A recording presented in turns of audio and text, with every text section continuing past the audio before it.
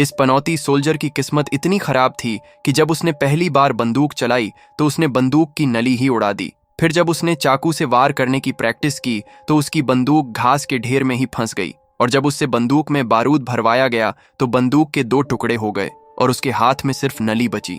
ये सब देखकर अधिकारी आग बबूला हो गया और उसे तलवार से लड़ने की ट्रेनिंग दी गई, लेकिन इस बार भी उसका चाकू कमर में ही फंस गया और वो पूरी ताकत लगाने के बाद भी उसे निकाल नहीं पाया। और तब तक बाकी सैनिक फिनिश लाइन पार करके वापस आने लगे। ये देखते ही वो घबराकर भागने लगा, लेकिन अगले दिन ही उसे असली जंग में भेज दिया गया, जहां युद्ध का मैदान आग में जल रहा था और चारों तरफ लाशें बिखरी थीं। उसने हिम्मत जुटाकर दुश्मनों से लड़ना शुरू किया, लेकिन उसे नहीं पता था कि उसे इतनी कमजोर चाकू दी जाएगी जो रबड़ की तरह मुड़ जाती है। मजबूर होकर वह इधर उधर भागने लगा।